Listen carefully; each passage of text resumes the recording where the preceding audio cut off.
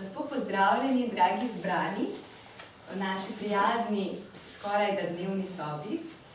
In na še enem dogodku povej mi, kaj bereš, povem ti, kdo si. In danes nam bo, kdo je in kaj bere, povedala Katja Krasko-Štebljaj. Katja, kar ne vem, kako bi vse povedala, kaj si ti vse v življenju počela.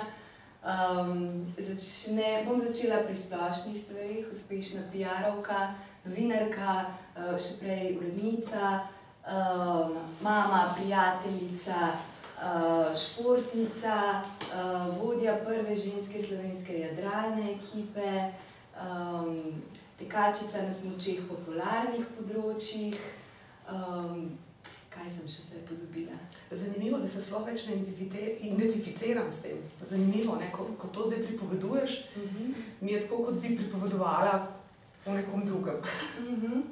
Skratka, nekdo, za kogar vsi, ki te poznajo, pravijo še vedno super ženska. Samo tvoja super moč se je malce preoblikovala potem, ko si pred skoraj 2 letoma doživela adrenalni zlom. In danes je veliko tvoje moči namenjene tudi temu, da osveščaš Slovenijo o problematiki izgorelosti in da se več govori o tem, kaj nas lahko pripelje čez naše meje in kako to prepoznamo. Tako da tudi danes bomo malo dotaknili tega, ampak veliko tudi drugih svetov, ki te sestavljajo, ne samo tam. Me veseli, ker se mi zdi, da ko človek zboli, v neki točki prevzame nase to identiteto, jaz bolan, jaz izgorel, pa ugotoviš, da pravzaprav to je samo trenutno stanje, da teh identitet je še kar veliko in je treba živeti že kaj drugega, kot samo za posteljo. Ja, seveda. Dobesedno. Katja, knjige o tvojem življenju, prej sem te spraševala, če si uspela po adrenalnem zlomu, recimo v najhujši fazi, ko si bila dobesedno priklenjena na posteljo, če si uspela kaj brati. In si rekla, da prav branje, ki ti je vse življenje bilo zelo ljubo, je en od pokazateljev, kdaj je vsega preveč. Kako se to kaže? Ja, ko smo utrujeni, ko smo v procesu izgorevanja, takrat nam tudi pešajo kognitivne funkcije. In branje, ko nekaj prebereš, in potem rečeš, a tole sem jaz prebrala, potem se vrneš še enkrat in še enkrat, k enemu odstavku, in ugotoviš, da sploh ne veš, da si to že prebrala. To je zdaj že eden od prvih znakov. Potem posežemo po kavi, potem posežemo po Coca-Coli, potem posežemo po sladkem. In to bi bil že lahko prvi znak, ko telo že šepeta. Ampak mi, ali pa saj jaz, na ta šepetanja nisem odgovorila s pravilnim glasom in sem pravzaprav zatajila v teh prvih znakih, ki pa jih je načeloma sicer lahko prepoznati. Se pravi, resnično, če ugotovimo, da je to neko obdobje, da posegamo po kavi, po nekih poživilih, da naše telo več katerikoli tempo, tudi počasen ali hiter, ne dosega, to je že znak, da telo resnično, takrat ono še šepeta.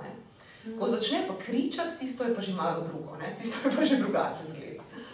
Ampak veliko nas je, ko imamo radi kavo in sladkarije, Potem se zlahka prepoznamo, ampak v bistvu je to že eden od znakov, da je česa preveč ali premalo, ali kaj bi ti rekla? Absolutno. Zdaj, če se začnemo utapljati v neki hrani, ali je to slana, ali je to sladka hrana, na nek umeten način želimo dosegati neke roke, neke ideale, ki si jih sploh nismo sami zastavili, je to že zelo, zelo znak. To je tudi znak, da se zavemo, v kakšni družbi živimo pravzaprav. Ker bomo danes govorili tudi o Karlu Honoreju, on je tako rekel, da je tako noro, da je pravzaprav ura kot ura, čas, postal predmet, ki nam pravzaprav kroji vse. Kroji nam roke, kroji nam, kdaj se moramo pozdraviti, kdaj smo v redu, kdaj imamo sestanek, kdaj moramo dati članek, pravzaprav nam vse.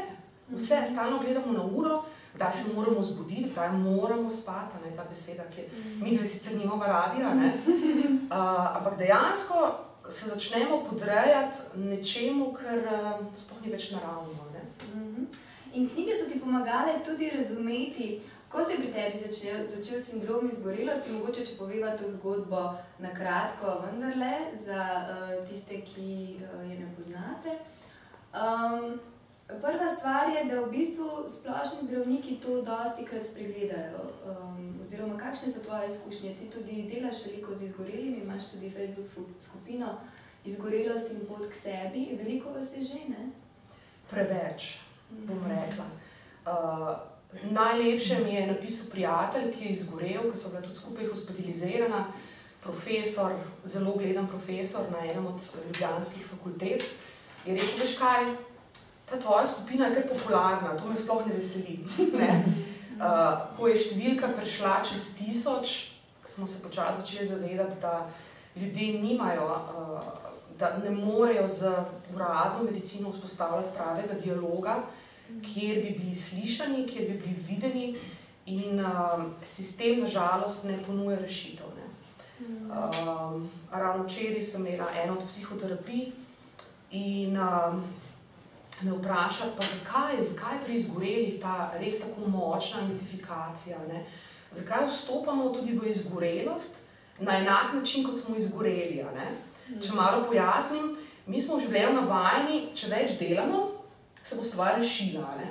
Malo bolj smo produktivni, vse se bo rešilo, samo malo več je treba, malo hitreje, malo več, se pravi vse više, hitreje, več, naprej, vse se bo rešilo, ne? In enkrat si v postelji, ne? In vstopiš v, se ni bolezen, pravzaprav je sindrom je skupek simptomov, ne? Z istim principom, ne? Malo več moram prebrati, vse moram vedeti, moram biti sogovornik, še hitreje moram okrevati, ne? In to ni princip, to je princip, ki te je pripeljal v posteljo, ne? Ampak, da bi bil zdaj res vsak izgoreli že prvi mesec pameten in da bi to ugotovil, to bi bil super, ne? Večinoma so to ljudje, ki leta ostajamo v tem stanju, ne? Ker toliko časa, kot smo preslišali telo, toliko časa, kot smo tacali po njemu, ne? Toliko časa, kot nismo slišali šepetanja in nazadnje kričanja, pride bolezen, ne? Jaz pravim, da bolezen pride z razlogom, ne? Bolezen je stanje, ki ga vzpostavi telo, zato, da končno uslišiš to bolečino, ne? Je pa veliko tudi napačnega diagnosticiranja izgorelosti kot depresije pri nas, ne?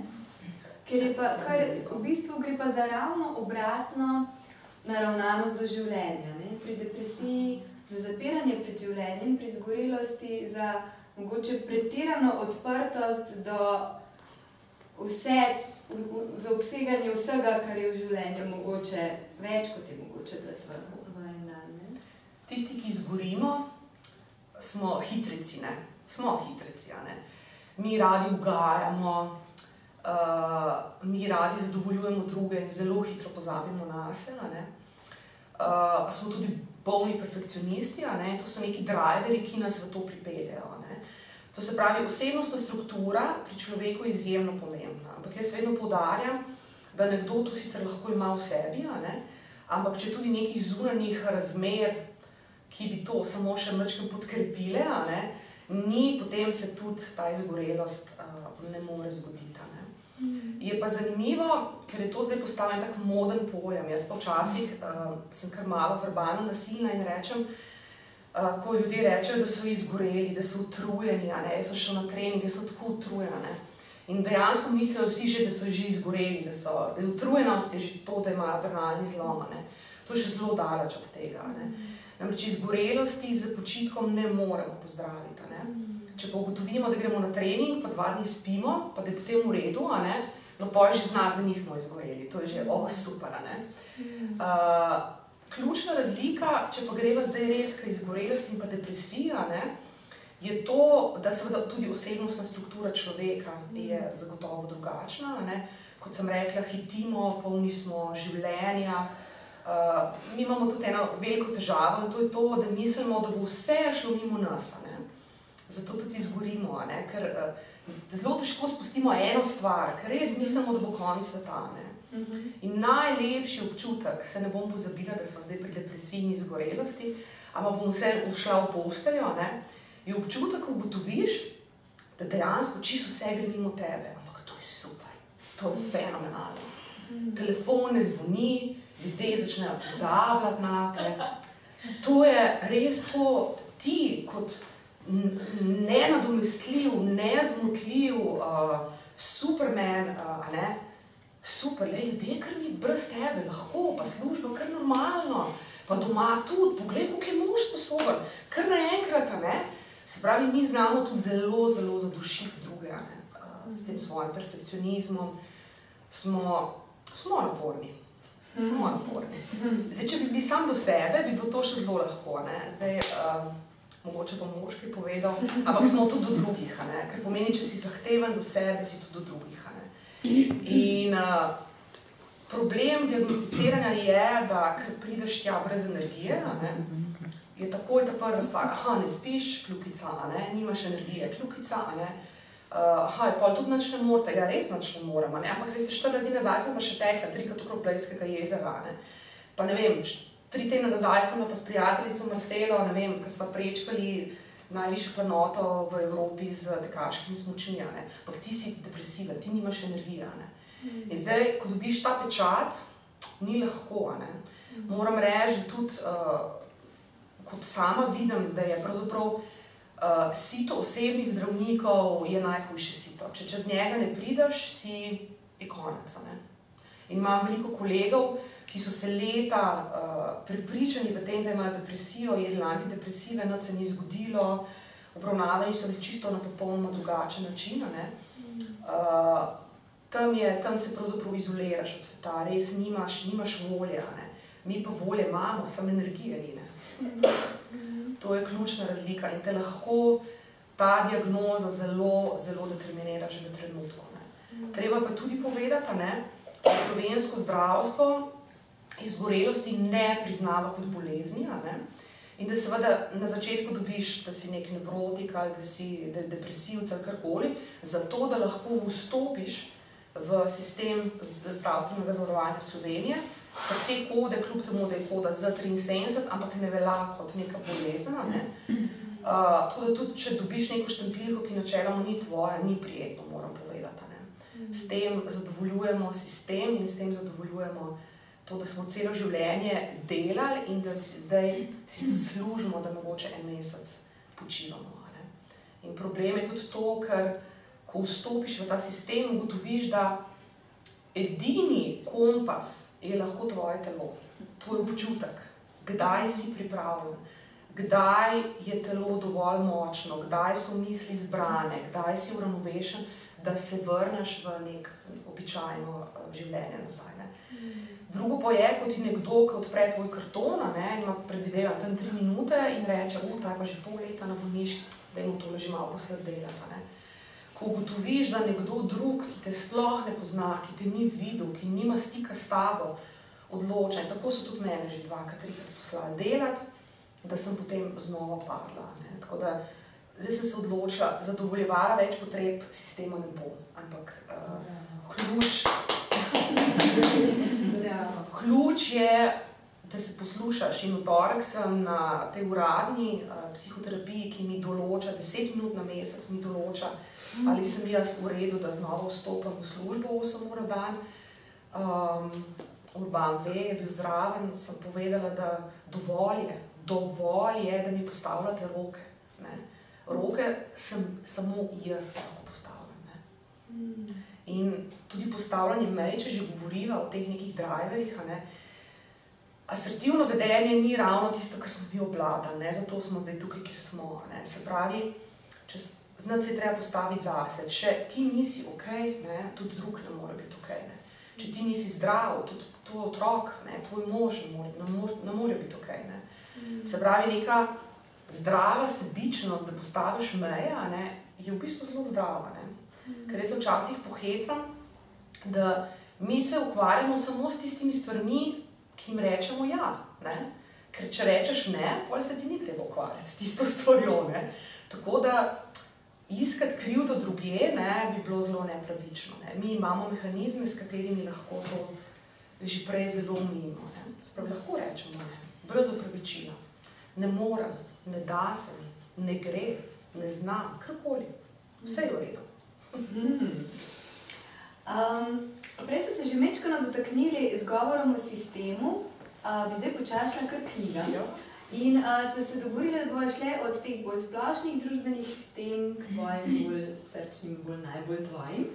In prva na tej družbeni lestvici, bom rekla, je knjiga Renate Salecl, zadnja nova, z naslovom Tek na mestu, ki si jo izbrala zato, ker odlično analizira poteze sodobnega časa, ki nas pehajo v to, da kot družba tečemo, se izčrpavamo, ampak pravzaprav nikamor ne premaknemo, k večjemu obratno. Renata Salecl je multipraktik, če nekdo mene vpraša. Ona je filozofinja, ona je sociologinja, ona je psihoanalitičarka. To se pravi, jaz si včasih rečem, da s finim skalpelom odstira družbo, tako po slojih, da na koncu se zagledaš v ogledalo in rečeš, ojoj, pa še kako res. To zmore resnično poglobljen sociolog. Tako analizo družbe in analizo posameznika pa obenem zmore tudi samo nekdo, ki je res tako dober psihoanalitik kot je Renata. Malo ljudi ve, da je pravzaprav ona prva žena Slavoj Žižka. Trenutno ogromno predava v tujini, tudi tukaj. Moram reči, njena že prejšnja dela so me v tesnobi, potem njena The Choice izbira so me zelo, zelo pritegnile. In ta izbira, ko sem brala, se spomnim, je bilo res, prebereš, rečeš, to je to. Mi smo zelo veseli, da vstopimo v supermarket, kjer je 30 vrst kave. Ampak pravzaprav nam to, da imamo takšno možnost izbire, pravzaprav povzroča veliko tesnobo. Pa ne izbiramo 30 vrst kave, nimamo pa ne izbiro, da bi namesto kave rajši 3 ure počivali. Ja, tako. A ni lepo priti v neko gostilnico, kjer imaš meni in rečejo, ja, danes je jesena in danes kuhamo samo eno juho in imamo samo 2 jedi. In to je to. In smo vsi takoj bolj. Zanimivo je gledati, če se zdaj navežem na to njeno tesnobo in na njeno izbiro, kako starši, ki bi morali razumeti, da recimo otroku izbira v trgovini v Millerju, kjer se znajde, kjer je 150 000 igrač, povzroča neizmerno tesnobo. In jaz včasih imam starše, ki vlačijo te svoje otroke, in oni tam skačejo in so čisto zmedeni, ker seveda, Playmobil 100 vrst, kako mami, ti si rekel, da je samo ena vrsta. A ni lepše, da pravzaprav on to dobi in da se igra. In pozabljamo tudi, da ta tesnoba, vsezadnje tudi pri otroku, ta dolgčas, iz tega se rodi pravzaprav največ. In zato je tudi ta posla zelo pomembna, ker v postelji in tišini tam se šele prave stvari rojevajo. Treba si vzeti čas za dolgčas. Absolutno.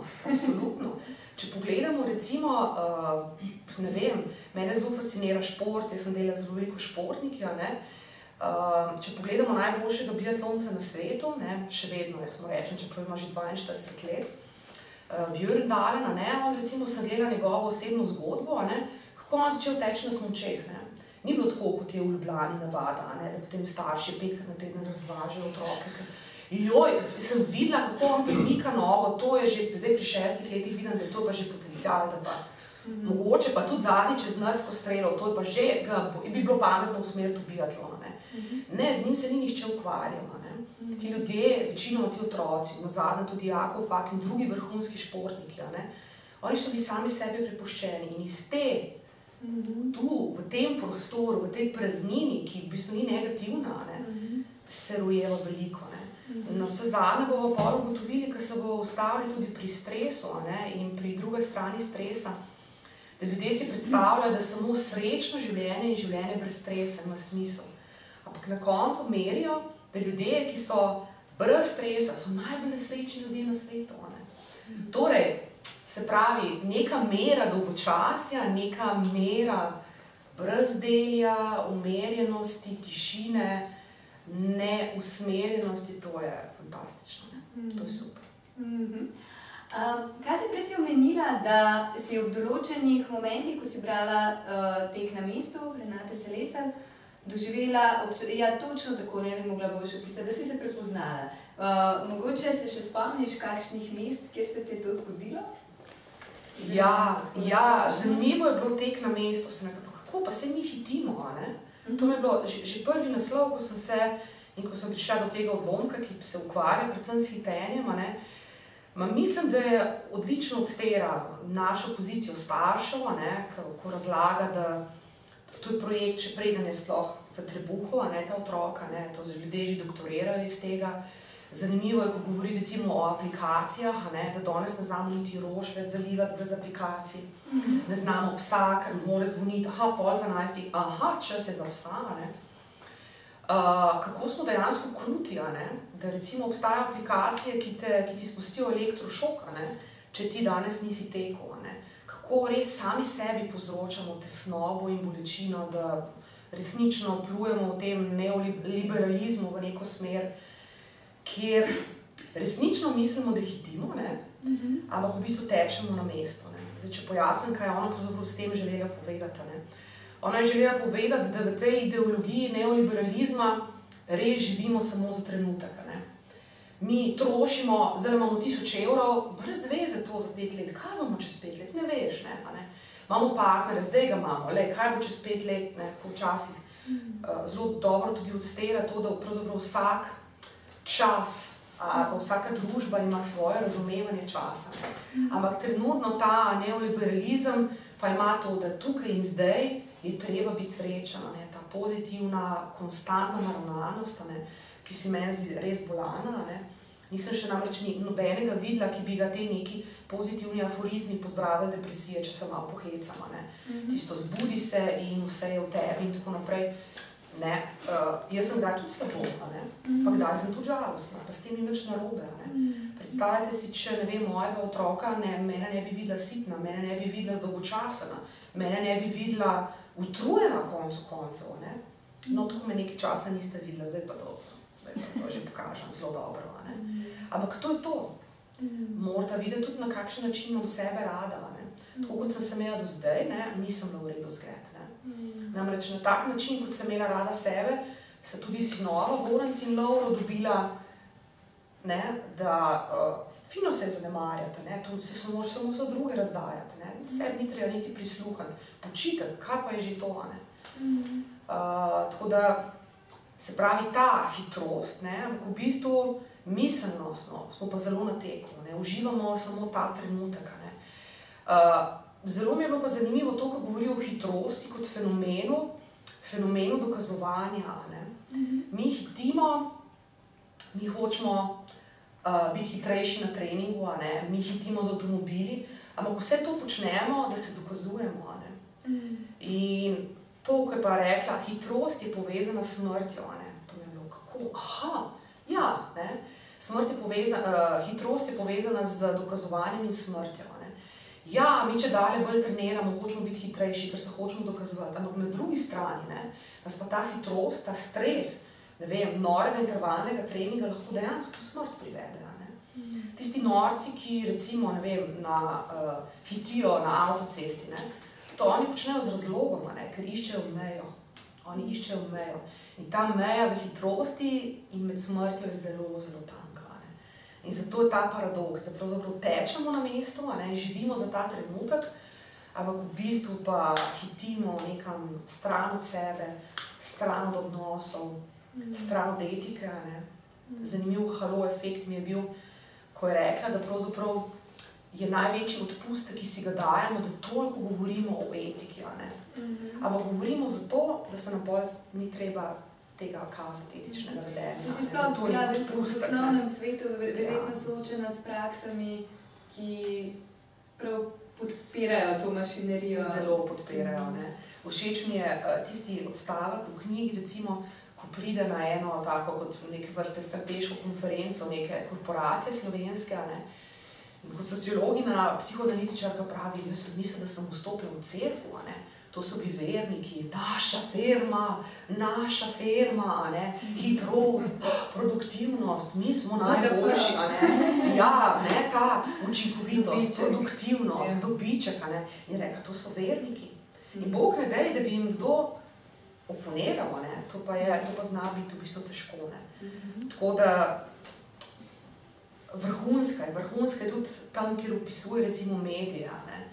Kako sploh ne znamo več zase živeti, ne, ampak živimo za ideali, ki jih pravzaprav drugi postavljajo, ne. In to nam povzroča tesnobo, pa mi to zelo dobro vemo, ampak mi še kar, ne. Ker ravno zanka... Zdaj so razkrili, da v bistvu, ko so ustvarjali Facebook, so vedeli, da ta sistem všečkov bo psihološko ustvaril odvisnost, zato ker vsakič, ko mi dobimo všeček, se nam sproži dopaminska reakcija in postanemo še huje odvisni kot od kemičnih substanc. Ja. In to je bilo na podlagi tega, da je bilo to raziskano, zavestno ustvarjeno. In zdaj že, kaj se dogaja z možgani, recimo majhnih otrok, ki so že od takoj, ko znajo prstke premikati na raznih pedih, fomih in vsem ostalem, ne? Oprosti, da sem te prekinila. Ne, zelo zanimivo izhodišče, ne. Če mi tudi pogledamo, je pravzaprav prišlo do enega fenomena, jaz mu rečem, neke digitalne identitete, ne. Vse mi na Facebooku nismo enaki, kot smo tole, ne. Tu smo vsi ranljivi, ne. Kažemo svoje šibke točke, ne. Tam pa pravzaprav rastemo z všečki, ne. In všečki, jaz pravim, da določajo naš odziv, ne. Mi točno, če nam nekaj všečka, rečemo, aha, to bo sprožilo pri meni dopamin in pri drugih dopamin, a ne. Naslednjič bom dal tudi tega mucka, ker je lep in vem, da je do zdaj dosegel 123 všečkov, a ne. In ga bom tudi naslednjič dal, ker vem, ne. Se pravi, je to neke vrste časopis, ki ga ustvarjamo sami, glede na odziv, ki ga dobivamo od zunaj, ne. Služijo pa s tem drugim. Absolutno. Da ne bojo šli pregloboko, mogoče, da se dotaknemo še številnih drugih tem, ki jih imamo na bralnem jedilniku. Bi vzela mogoče za izhodišče to zanimivo stvar, ki si jo rekla, ne, da po eni strani Renata Salecl opozarja, kako je neoliberalizem naravnan na samo na, kot da bo jutri konec sveta, se pravi brez dolgoročne perspektive, ampak se mi zdi, da ta tukaj in zdaj, v katerem praviš, da smo samo v tem tukaj in zdaj, da po drugi strani pa nikoli nismo zares v tem tukaj in zdaj, zato ker že drvimo skozi njega v hlastanju za naslednjo zadovoljitvijo, recimo, ne. In da je nek drug tukaj in zdaj, v katerem smo lahko samo, če res smo tukaj in zdaj, hočem reči. Če smo v sozvočju sami s sabo, ja. Če smo recimo prisotni, pristni. In o tem govori naslednja knjiga, ki je zelo pomembno vplivala nate, Karla Honora in Praise of Slow. Jo malo mogoče tudi tukaj? Ne, imam njegov intervju tule, ki sem ga brala v digitalni obliki. Ja, no sej nima. Nič hudega, tako, ampak je še vse v glavi. Če ga tudi ni fizično, ja. In on je recimo, ko so ga spraševali, zakaj je napisal, da nimamo prevedeno to v slovenščino. Ne, nažalost ne. Nobene od njegovih knjig. Aha, no to bi lahko malo lobirali, da kaj prevede. Slow and Fast in Praise of Slowness, nobene knjige od njega ni nažalost prevedene. Ko so ga spraševali, zakaj je napisal to knjigo, je rekel, da zato, ker se nekega večera zalotil, da bere otrokom pravljice iz zbirke, zdaj pa, če sem si prav zapomnila, ima moj spomin, mogoče bi že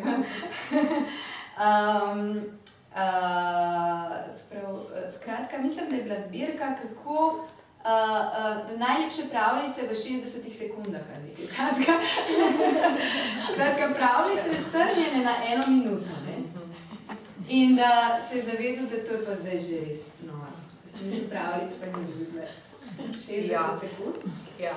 In zdaj imamo tudi, ko si rekla, aplikacije, ne, za meditacijo. Meditacija v 1 minuti, recimo. To je stare indijske tradicije, sem mislila, da kar je pol 3 ure. Ja.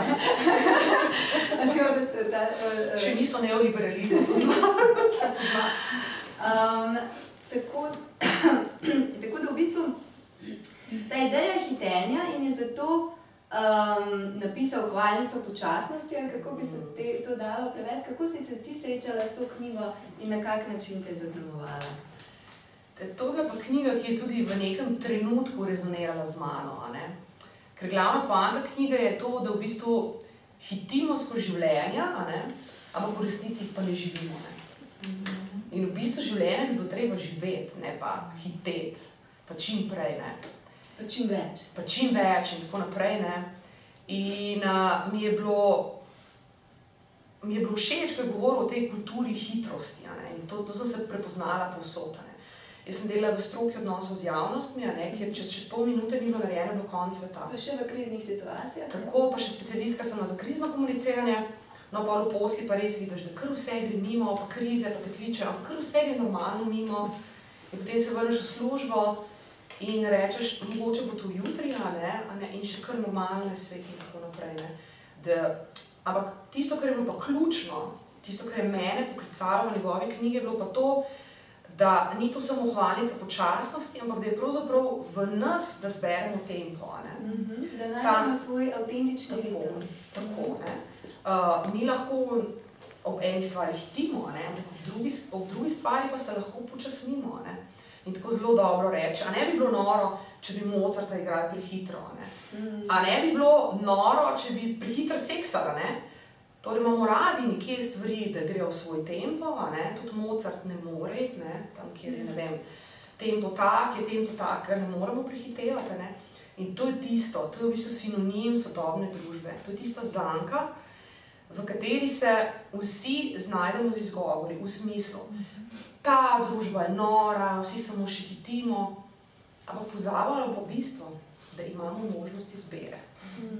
In potem pa govori še ena knjiga, ki je zate zelo pomembna, pa je sicer ni z nama zato, ker imam jaz tak nesramno obradno omejitev na 5 knjig, potem vedno gosti sicer pretihotapite več, ampak knjiga Alojza Ihana in gospe Hafner, kako je že? Mateje Hafner, Prebujanje, kjer si se pa naučila, da si je tempo možno zbrati, sem si prav zapomnila? Ja, točno to. Ker mi tudi, ko zbolimo, pa tudi če ne zbolimo, mi dejansko najprej krivimo druge, se to je pravzaprav v neki naravi človeka. Potem, ko se pa zazremo vase, pa v bistvu najdemo čisto vse odgovore v sebi. Se pravi, ko ugotoviš, jaz sem noro službo, vsi so zahtevali to od mene, ampak jaz sem na to pristajala. To je družbeni konsens, mi zdaj že pristajamo na to. Možnost iz tega vlaka izstopiti pa je, Na kak način? To pa bi zagotovo veliko ljudi zanimalo. Zato, ker se zdi, da ta lokomotiva na tak način drvi, da ne daje izbire, da že zagolo, in da se te razlike, tudi premoženjske, še tako večajo, da vedno več ljudi mora zagolo osnovno preživetje ali podpreživetje v bistvu resnično izgorevati. Nekako se zdi, da se manjša polje izbire tukaj. Kako ti to vidiš? Tudi do tega je prišlo v postelji. Jaz sem vedno bila prepričana, da moram služiti več, zato ker imam toliko potreb, ker imam toliko želja, toliko stvari si želimo. Ampak na koncu, ko si na tisti bedni, sem skoraj da rekla porodniški, bolniški, rojevaš samo sebe, ugotoviš, da ne rabiš denarja za fine obleke, ne rabiš denarja za parking, za službene sestanke, ne rabiš denarja za nek transport v službo. Eni čevlji so čisto v redu, pa če so rjavi, grejo kar vsemu tudi v redu. Pa to na visu tudi ugotoviš. Pravzaprav tisti kovček, ki ga prineseš tja, ker te modre hlače morajo iti z modro majico, in na koncu si 10 dni v tisti modri majici z vijoličnimi hlačami, in je še kar v redu. To spoznanje je pravzaprav zelo, zelo v redu. In včasih resnično manj denarja pomeni manj bremena, manj davkov, manj obremenitev. Tako da ni to tudi zelo slaba stvar, tudi to je stvar izbere, da lahko izstopimo in nimamo tako visoke plače, ampak mogoče ničjo plačo, pa s tem denarjem nekaj drugega poskušamo narediti. In to je tudi ta pravzaprav Honorejeva ideja, da včasih tudi manj denarja ni tako slabo, čeprav sprožate snovo. In socialnost na drugi strani. Absolutno. absolutno. Tako. Ker točno to, kar govorimo, kdaj smo mi ustvarjalni? A smo na sestanku, ko smo na uro, a smo ustvarjalni takrat, ko peljemo psa na sprehod, ko beremo knjigo, ko tečemo na smučeh, a takrat doživljamo mi te ahaje, seveda, sred sestanka, sred morenja, kjer, ne vem, ko sem norela po otroke iz službe po 10 urah in tako naprej, no takrat zagotovo ni bilo aha momenta, ne. Ko se je pa ta morska gladina umirila, takrat pa je lahko, ja, takrat pa pride ta neka kreativnost iz globočin in ugotoviš, da začneš uživati v tem, ne. Tako kot recimo, ko sem rekla danes zjutraj, ko sem svoj jogijski ritual 45 minut zjutraj naredila, ne, moje telo je bilo utrujeno, ne. In kaj je lepšega, da sam določaš tempo? Jaz sem se dobesedno iz tiste jogijske podloge priložila v posteljo. Pol ure, to je bilo fenomenalno. Potem pa sem se lahko spet vrnila k knjigam, k razmišljanju. Zdaj v nekem realnem življenju bi tako morala hiteti otroke to v službo in tako naprej. Da ko ugotoviš, da si lahko neke vrste sam gospodar svojega časa, pa to je pravzaprav takrat, če lahko prisluhneš telesu, ker je več tišine, ker je več miru in da določaš sam tempo. Jaz mislim, da je to rešitev za vse. In ena zanimiva stvar, še, ki jo pravi Honore, je, ali Honore, jaz ne vem, kako se ga prav izgleda. Mislim, da je Honore, ampak se tudi pustim. Ok. Zagotovo imaš prav. Ko ga novinar vpraša, kaj je glavna ovira pri tem, da bi v tem hitrem svetu upočasnili, pravi, da je to strah. Strah, ki ga čutimo zahvaljujoč močnemu tabuju proti počasnosti, ker še samo, ko pomislimo na to, da bi malo upočasnili, se počutimo krive, se bojimo, da nam bo vse spozelo iz rok, se čutimo tudi osramočene in še huje je pa strah, da bi ostali sami s svojimi lastnimi mislimi. In strahove, tako je. In to je tudi en strah in pravi, da je hitrost velikokrat inštrument zanikanja, način, kako se izogibamo globljim težavam.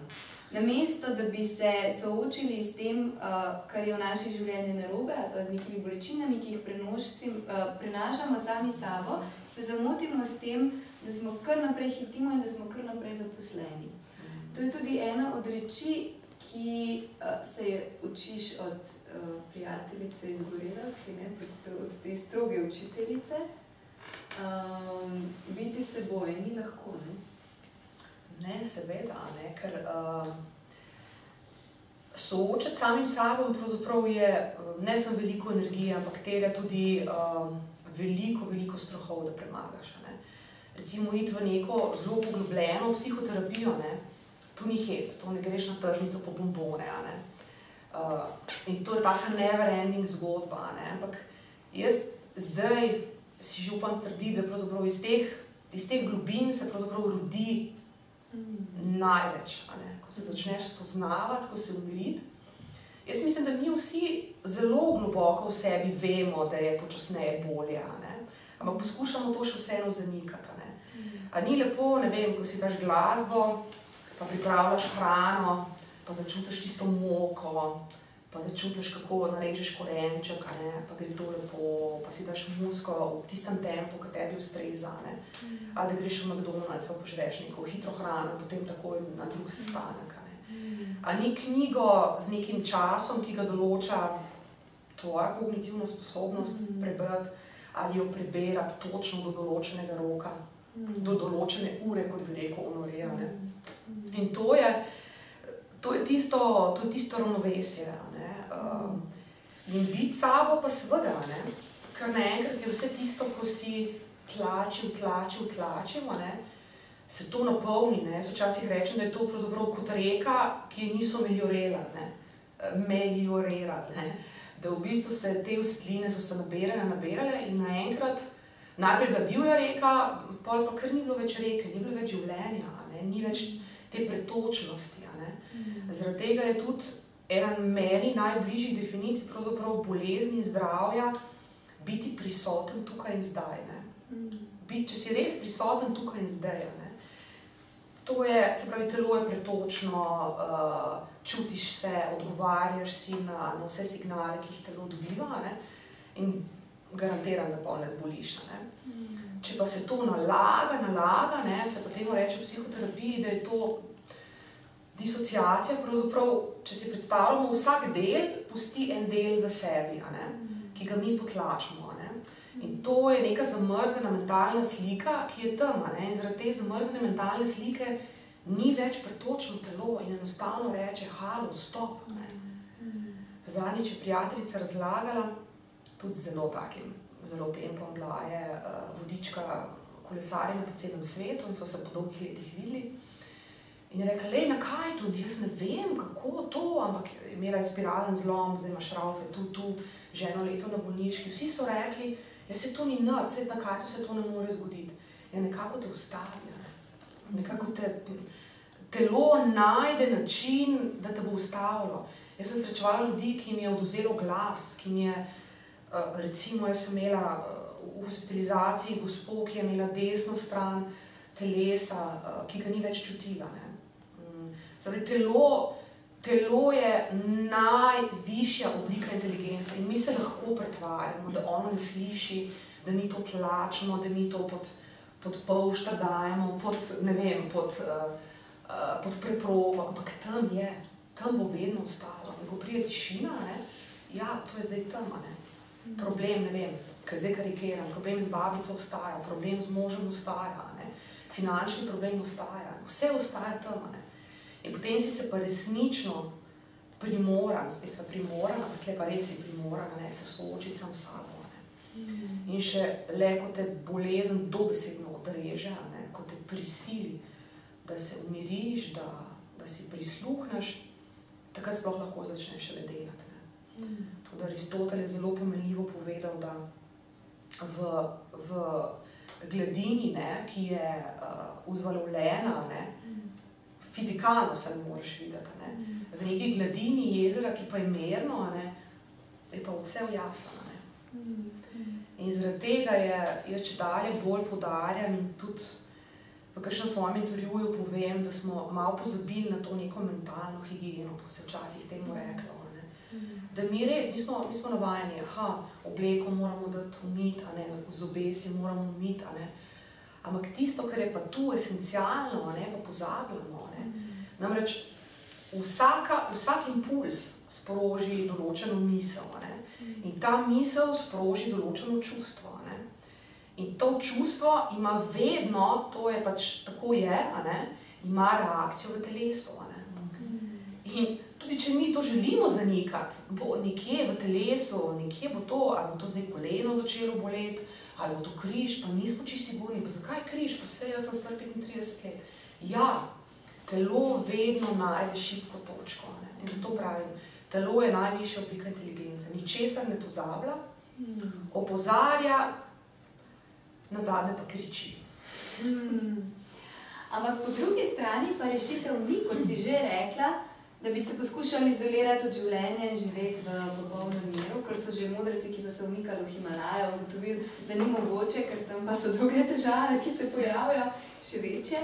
Ampak da je stvar v tem, da ima stres različne plati. In tukaj smo pri knjigi, ki je nedavno bila prevedena tudi v slovenščino,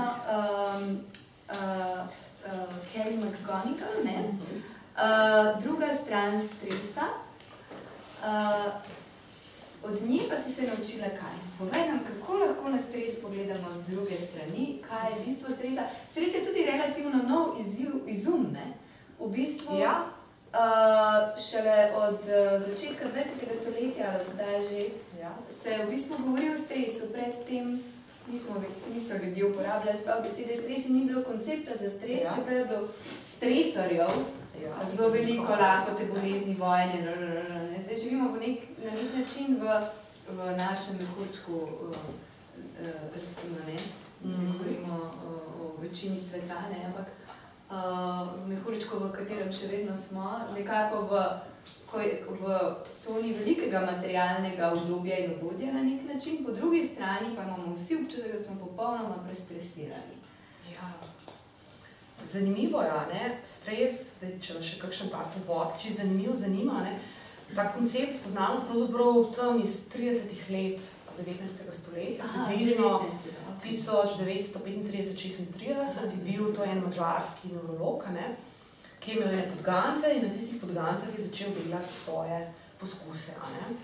In to, kar jim je on povzročal, ne? Mi danes temu rečemo, da povzročamo stres. Ne? Tako kot so se pa te podgance odzvale, ne, pa danes temu imenujemo v psihologiji in v drugih vedah, da je to odziv na stres oziroma stresni odziv. Ne. In seveda, ker jim je on grozne stvari počel, ne, so se te podgance tudi zelo grozno odzvale. Ne. In ta koncept stresa je ostal 100 let in več. Mi smo bili dejansko prepričani, ne, da je to nekaj groznega. Ne. In nikoli ne bom pozabila, tudi Čopova ulica, knjigarna Mladinske knjige. Brala sem že kolega Rugel, ki je urednik založbe Umko, in ga zelo veliko spremljam, tudi samo založbo, kaj izdaja, ker mi je zelo blizu, moram priznati, njihov izbor pač prevodov. Druga stran stresa, zakaj je stres dober za nas in kako ga izkoristiti sebi v prid? Sem si rekla, ne? Jaz v postelji, ne, res tako, no pa dober, ampak če pa to Umko izdal, nekaj pa mora biti. Ne. No, in moram reči, to je bila ena knjiga, ki sem se jo lotila zelo z distanco, v smislu, gospa Magonika, vi boste se morali pa zelo, zelo potruditi, da boste mene prepričali, okay? Ker jaz sem seveda ker odnos, ki sem ga jaz imela do stresa, do te knjige, je bil seveda, stres je ubijalec, stres je grozen. Kaj pa jaz pa dobrega v stresu?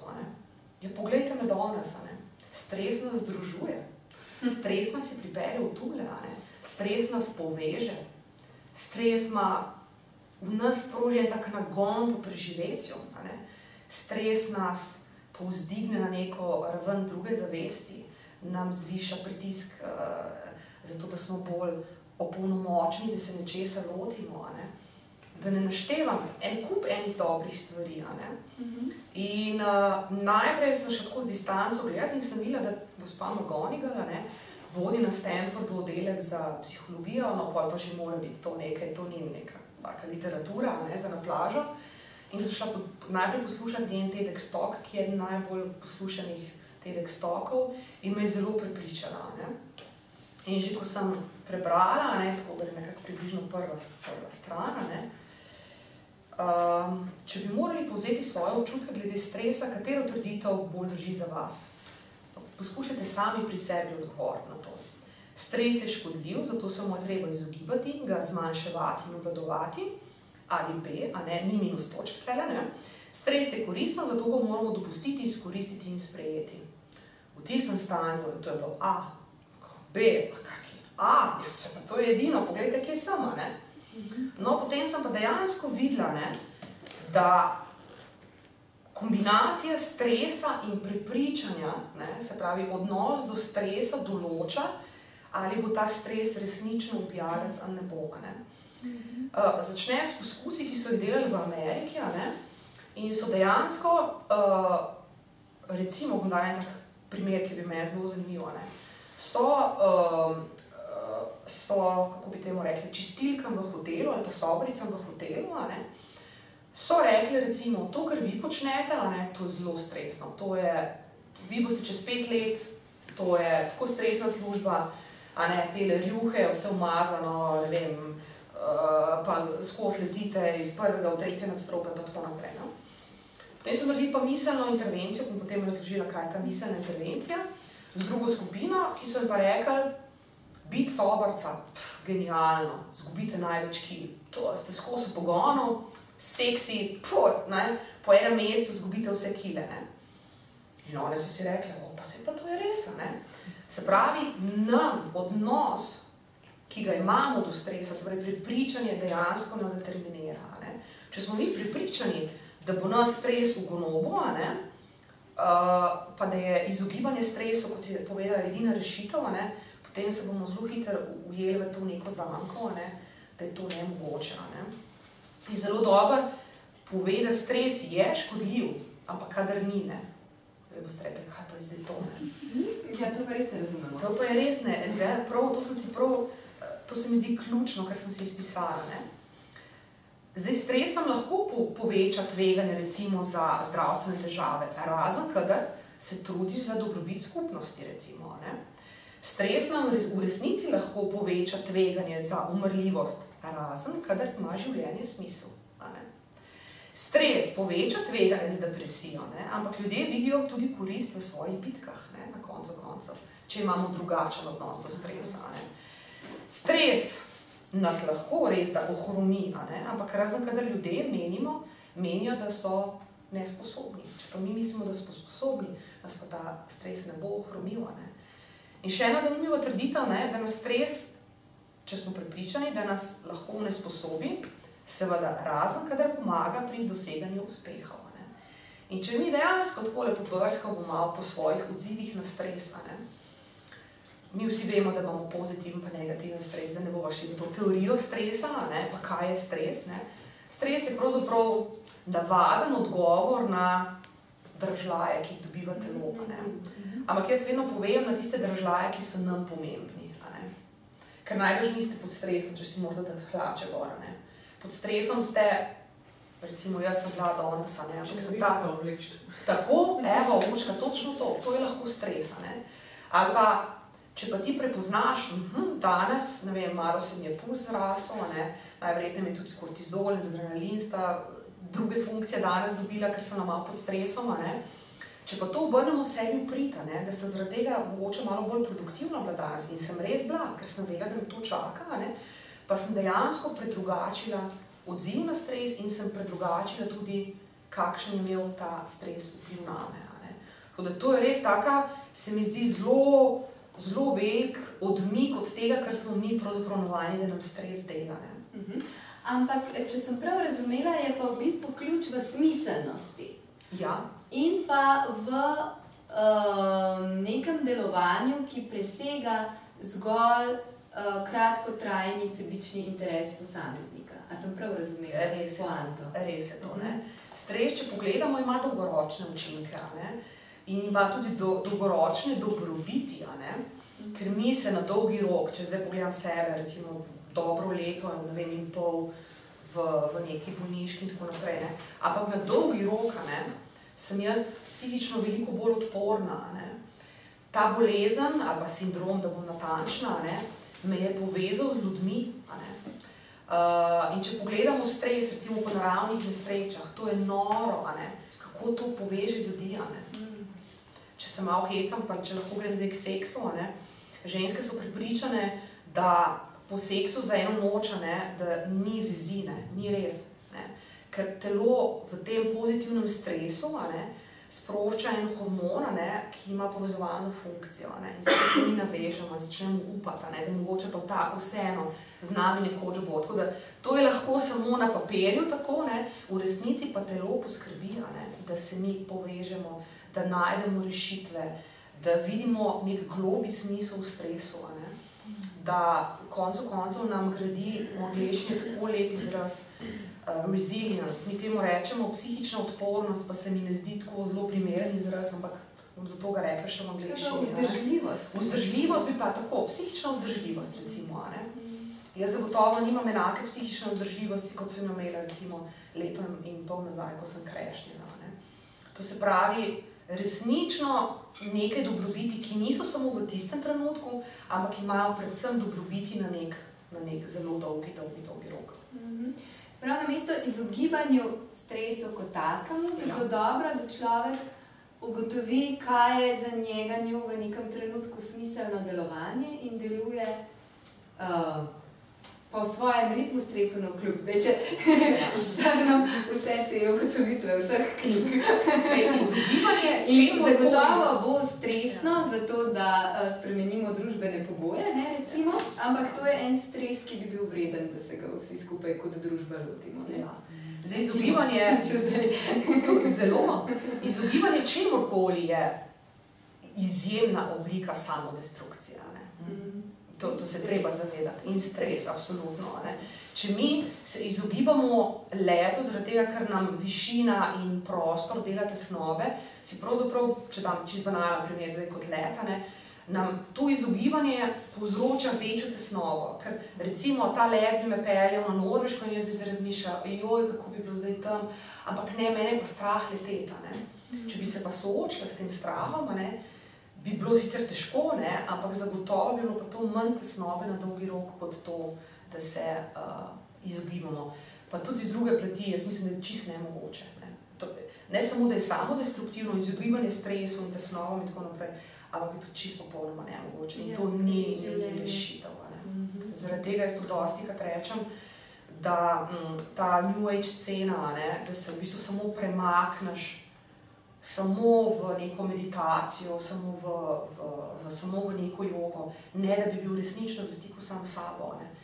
Je ta Instagram joga, kot sem jo včasih pohecala, ti lahko meditiraš, ampak tako, kot smo prej rekli, ta tvoja mentalna slika, ta dislocirana enota tistega, kar si ti pometel, to ostaja. Telo je še vedno nepretočno. In slej, ko prej boš srečal, ne vem, svojega moža, s katerim si srečan, ali pa svojo babico, ne vem, ki ti je mogoče, ima nek način, ki ti ne ustreza. Se pravi, tako da izogibanje, to je samodestrukcija, res. Tako da skočimo na glavo v življenje, vendarle, z vsemi stresi, ki jih prinaša, ampak tam, kjer je vredno skočiti na glavo. In mi bi pa skočili na glavo v morje, ki je tudi izjemno pomemben element zate. V enem intervjuju si povedala, da, če te citiram, da si ravno prebirala članek, ki govori o tem, da je ameriški znanstvenik, morski biolog Wallace J. Wickles dokazal, kako blagodejno deluje, če smo v, na ali ob vodi. Prišel je do novega pojma zavesti Blue Mind. Gre za to, kaj se dogaja s človekom na vodi in ob njej. Umirimo se, anksioznost izgine, nabijemo se s kreativnim nabojem, voda splakne z nas težave. Ti, Katja, imaš izrazito Blue Mind in tudi Blue si. Ja, modra udarjena, moram priznati. Vedno več modrosti. Bela in modra, ja. In tudi more je tvoj močen arhetip in tudi konkretno tvoja velika ljubezen. Povej nam več o njej. In tudi seveda o knjigah imate ta dolenca in zakaj te navdušujejo.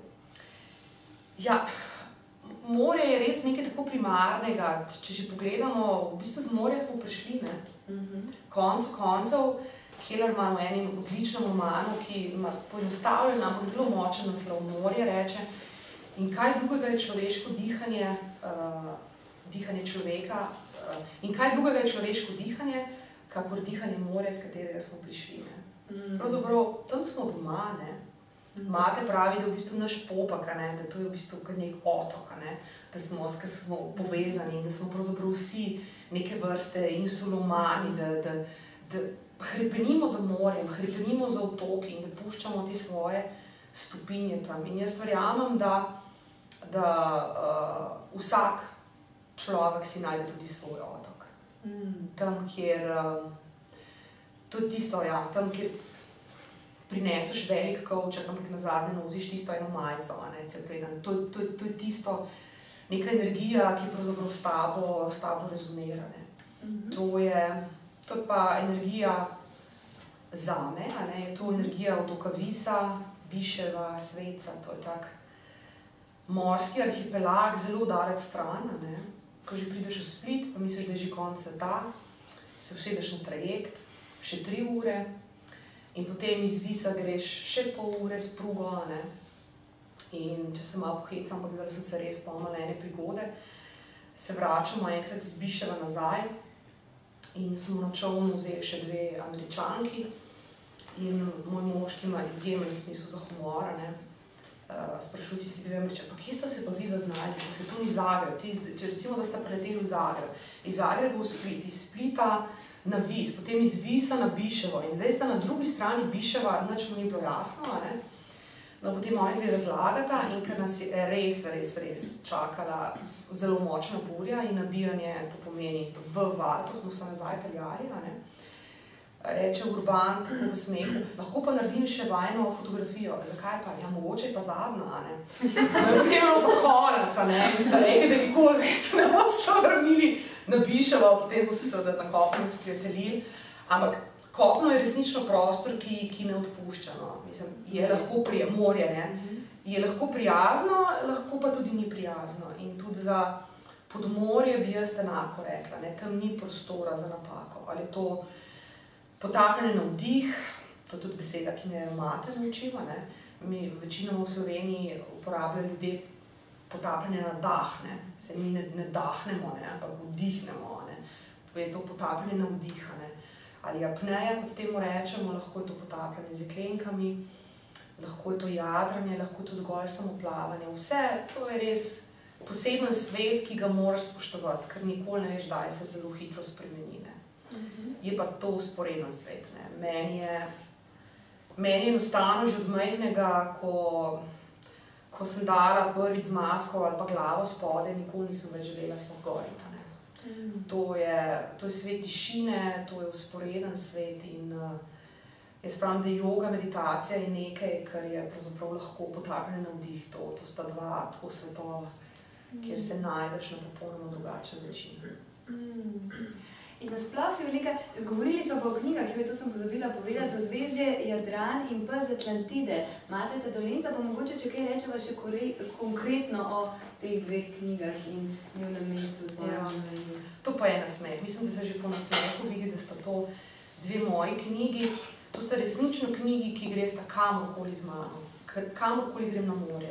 Včasih, ko sem veliko več jadrala, trenutno ne jadram, imam kopijo te dve knjig, ki je namenjena samo za knjižno polico, oziroma mojo knjižnico. In imam ti dve knjigi, ki sta ufucani, ker pravi imate, da knjige morajo biti ufucane. On pravi, tako enkrat mi je v hecu, ko smo delali intervju, mi je rekel, veš, knjige so kot ženske, Na koncu se ufucajo, grejo malo naokrog, ampak vedno pridejo nazaj, tako je bil res zelo. Ne vem, mislim, da marsikakšna knjiga ne pride nazaj. Moja izkušnja je taka, če jih posudiš, ponavadi ne pridejo nazaj. In zato te ufucane maso, da vse je tudi velika posvetila od Mateta, celo danes sem ga spraševala, Mate pa dobro mate, si ti mate ali si mate, Mislim, ali Mateta ali Mateja, Pa je rekel tako kot Arneja, Arneta bo kar v redu oboje, Tako da ni tisto Lovro ta, ampak Mateta je resnično slovnično pravilno, Ta knjiga je, ko jaz odhajam na Vis, je kot bi si pravzaprav govorila začetek te knjige in to je vedno enako. Zdaj to mogoče že ni več res, pa vseeno. Otok leži tam na svojem mestu kot kamela, ki spi s spuščenim stegnenim vratom, z glavo na tleh. Otok se spet bliža, spet, je res ali ni res. Zmerom sem vprašam to isto, je res, da sem spet tu?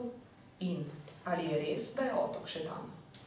In to je en tak lit mojega življenja, vsakeč, ko se usedem iz Visa na Biševo, je to, Biševo je zelo majhen otok, ki ga gledamo iz Visa in sem imela veliko srečo, da sem ga velikokrat doživela tudi z Matejem, preden sem ga doživela sama in svojo družino. Mi smo tam prijadrali, prelovili ribe in tako naprej. In Mate je vedno rekel, da je to Biševo, ki ga gledaš tako iz Visa, da je to pravzaprav kot pes, ki je takole, v embriju položaju, bi rekli v jogi, takole, in na njegovi riti je spomenik, in ta pes je tako ta res tako sklonjeno glavo in ko ga gledaš, je to pravzaprav silhueta tega psa. Tako da to je bil načeloma tudi povod za to, da je pes Atlantide, ampak ne samo to, Vsi se sprašujete, kakšen pes, Ta pes je resnično, ta pes je bil resničen, ta pes je 3-4 mesece lutal po Biševo, in ta pes je bil ena taka lokalna znamenitost. Na koncu ga je posvojil Jako Brdar, kipar, ki je tudi izjemno vezan na Viševo in izjemno vezan na Vis, in tudi na Visu imamo kar nekaj njegovih skulptur. Tako da to ni čisto popolnoma izmišljena zgodba, ta pes ima eno mistično podobo. Dočimo Zvezde Jadran, ker dolgo časa nisem mogla verjeti, pravzaprav, da sodi pod mladinsko literaturo. Ampak jaz mislim, da v Zvezde Jadran je najlepši spomenik, najlepša oda, ki jo bo kdorkoli, kadarkoli lahko napisal v Jadranskemu morju. Res, to je že ta prva slika, ljudje si predstavljajo, ko prideš dol, da je samo temno, ampak tam vsaka žival ima svoj karakter. Kaval ima drugačen karakter, ko pride Ugor ven, ima drugačen karakter. Ko prideš Karpena, tako ona gospa, tako počasi, ona je spet drugačna. Ona je našemljena s tistimi svojimi budicami. Ko pride Kovač, on je tako meni tak princ globina. Ko pride Tuna, ona je taka hladna dama, velika gospa. Tako da vsako žival, ki jo srečaš tam spodaj, to je v bistvu za enega psihologa, psihoterapeuta, če se potopi dol, ima celo paleto čustev in celo paleto karakterjev in to je en sam užitek. Potapljanje v morje in potapljanje vase, torej precej podobna. Katja, kaj pa polarne pokrajine? Zdajle vsi že jamramo, da nas na smrt zebe, mene ne bi niti slučajno premamala, da bi šla recimo teči na smučeh na Grenlandijo ali kaj podobnega. Zakaj pa ti imaš tako veliko ljubezen do polarnih pokrajin?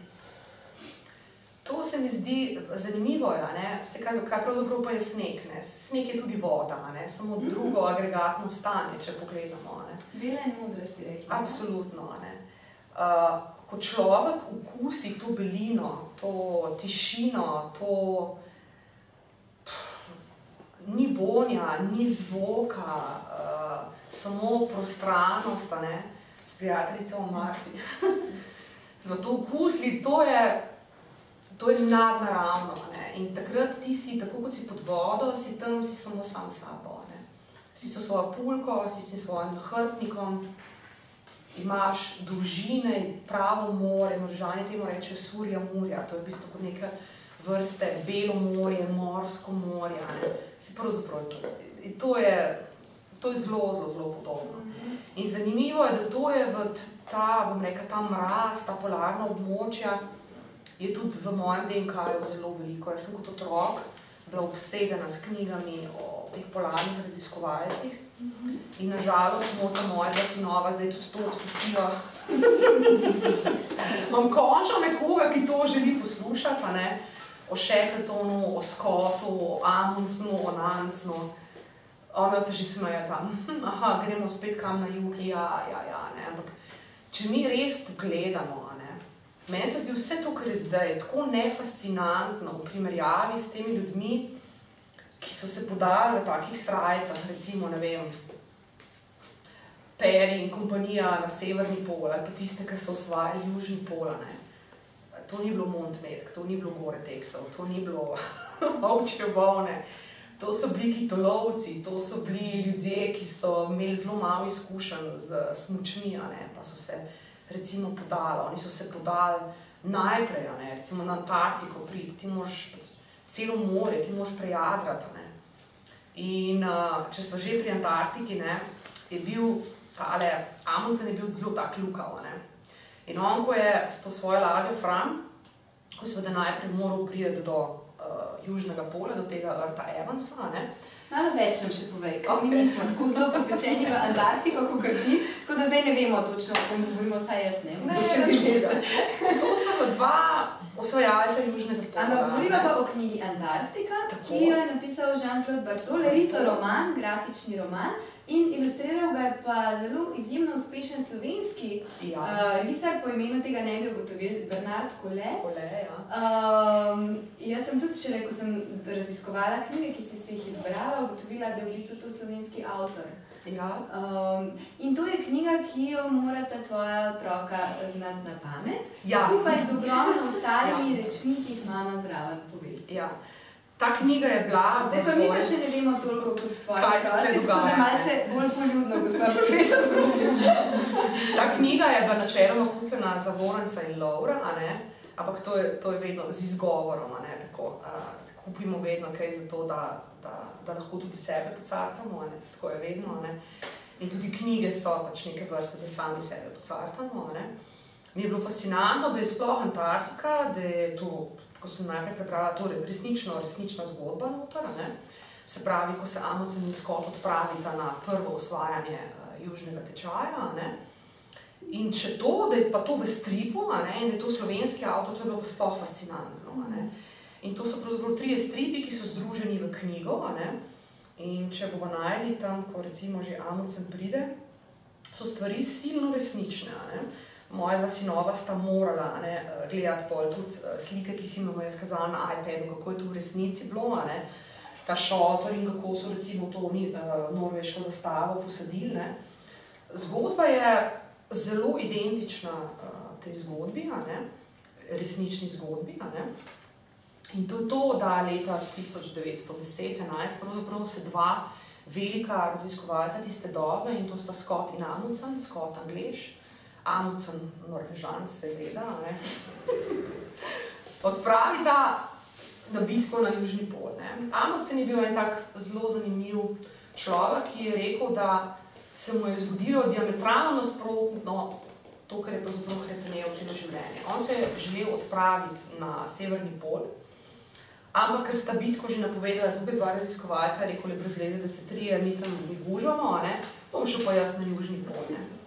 In ta Amundsen, ne, je bil kar zanimiv svedar, ne. On, ko so pripluli s to ladjo Fram na Madeiro, ne, kjer sem jaz tudi imela enkrat veselje plus z jadrnico, ne, je v pismu sporočil Scottu, oponentu iz Anglije, ne, gospod Scott, jaz vam uradno sporočam, da vam vržem, kot so včasih rekli, rokavico, ne, jaz grem tudi na Južni pol in seveda Scott je znoro, ne.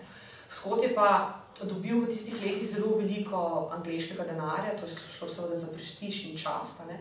Ti raziskovalci, zanimivo, ko bereš, in jaz sem res prebrala že vse mogoče v njih, so dejansko morali imeti mecene, a ne. Oni se niso mogli zdaj tako odpraviti, ne vem, pa da sponzorira Patagonija, pa ne vem, Fielder Even in tako naprej. Oni so iskali ljudi, ki bi bili pripravljeni podpreti njihove nove ideje, a ne.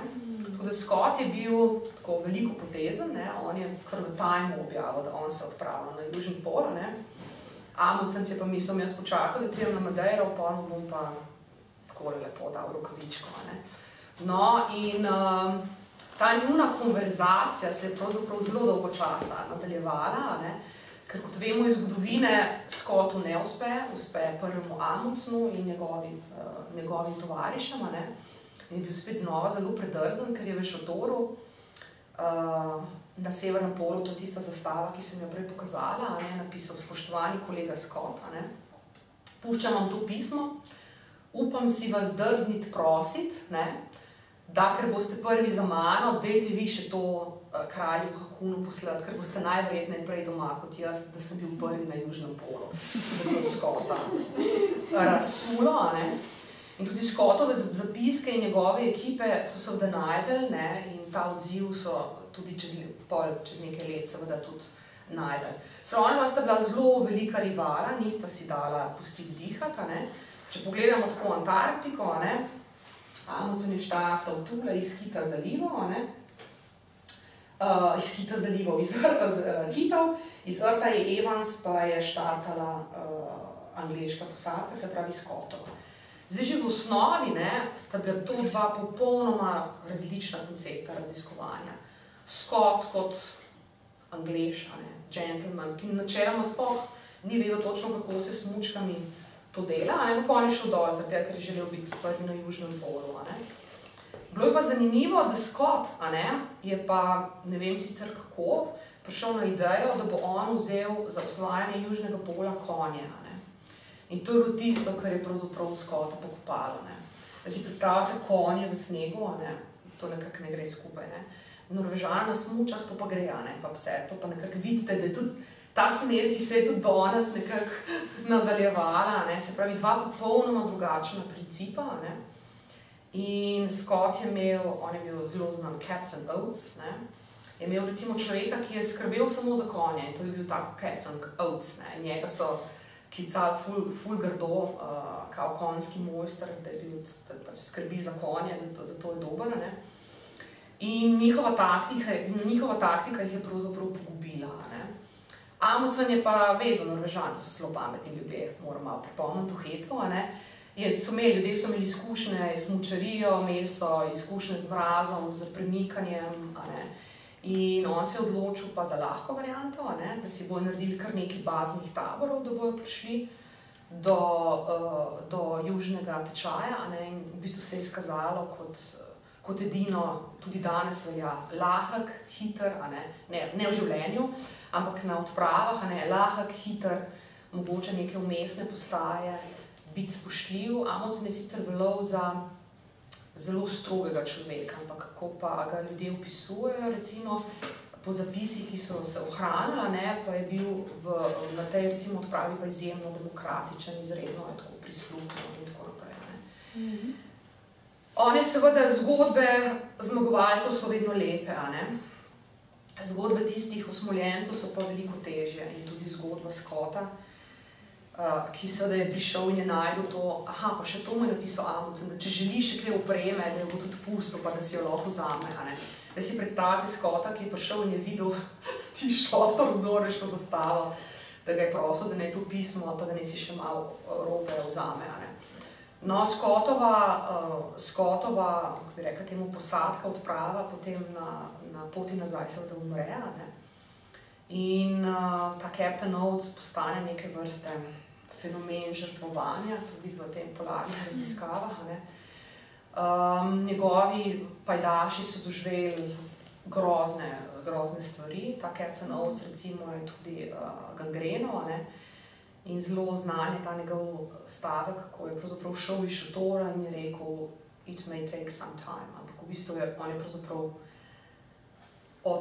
odkorakal v brez in je v bistvu umrl na nek način, tako kot recimo eskimi umirajo, ko začutijo, da je čas, ne, se pravzaprav uležejo in dejansko svojo voljo zaspijo in umrejo, ne. Tako da vedno je ena zgodba, ki jo vsi nekako poznamo, ki jo slavimo, ne? In vedno je še neka zgodba, ki je pa tista kruta, ne?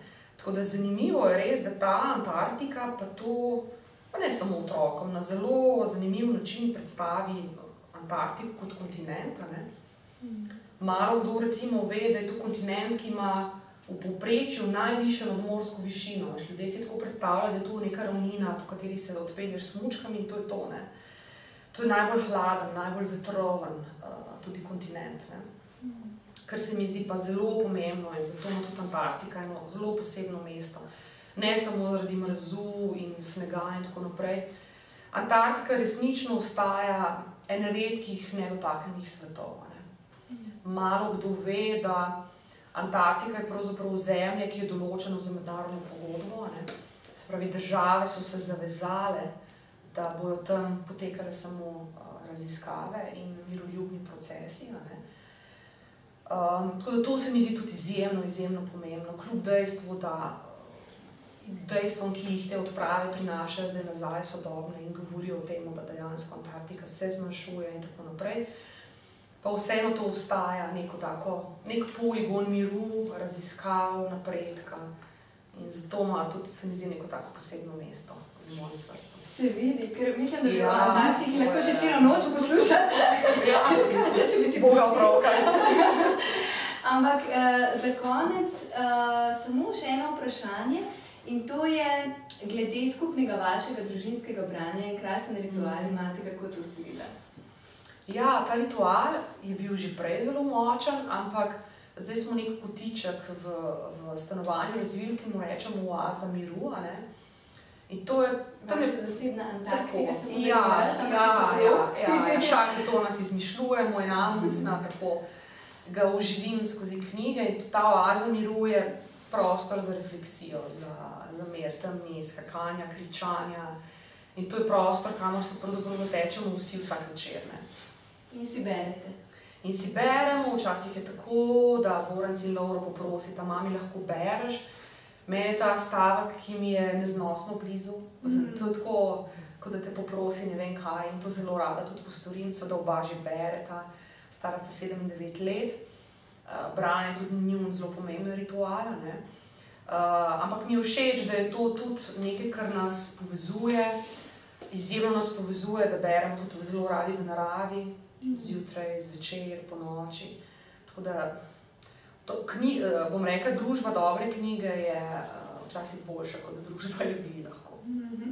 In skupna družinska oaza miru, to se mi zdi, da je en tak čudovit navdih, ki ga lahko nesemo sabo.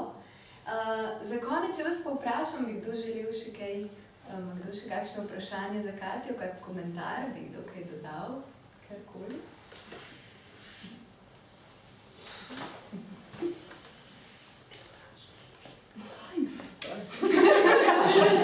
Nič obvezno, lahko potem po koncu, bomo se še družili.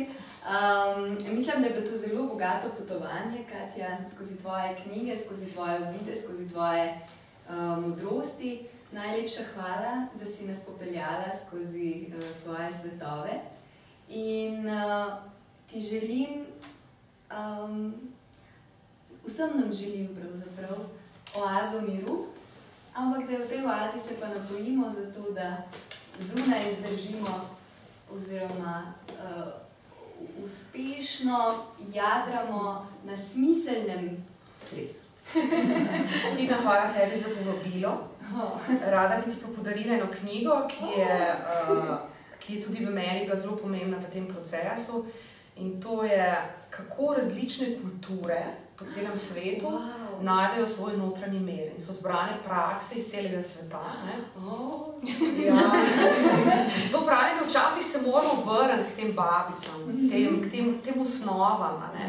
Če pogledamo, ne vem, šabat, recimo, judovski praznik, ko je brez telefona, brez hrane, to je imelo vse svoj smisel. Ampak mi zdaj mislimo, da izumemo toplo vodo, je ni treba. Mi se moramo samo začeti kvačkati ob kaminu. Če pogledamo kvačkanje, to je res proces počasnosti. Luččenje koruze. In to ima, ko se sprehodiš čez ta svet, tu sem ti napisala eno Nietzschejevo misel, podarjam pa ti z nami je danes tudi prijateljica Uvi Kuri, izjemna ilustratorka in veš, da je Sova pač znanilka modrosti, ti si pa moja zvezda severnica, tako da hvala lepa ti.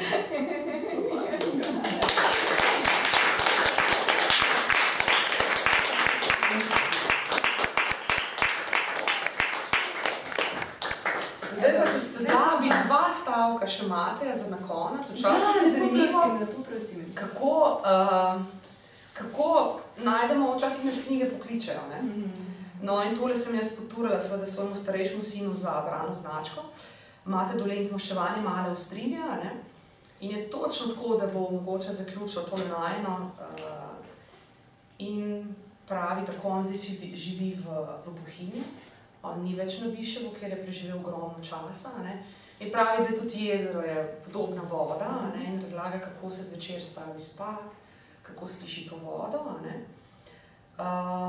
In reče, seboj sem nesel majhno čajno svečko, čajno lučko. Prižgal sem si v postelji, čeprav imam tudi električno nočno lučko. Čajna svečka je po noči kot koncentrat vseh ognjev in luči, od sonca, lune, zvezd, pa vse do žarnice v nočni lučki. Kaže mi pot skozi sanje in gori do dne. Zunaj, nad oknom, je strešni žleb. Po njem se zliva dež, kot potoček, mimo okna, tam, kjer imam blazino in na blazini svojo glavo. Kot bi ležal v potoku, šumi, koncentrat vseh voda, jezera, rek in morja, vse do hudournika za hišo. In na koncu seveda v knjigah. Seveda imamo v postelji še knjige, mnogo knjig.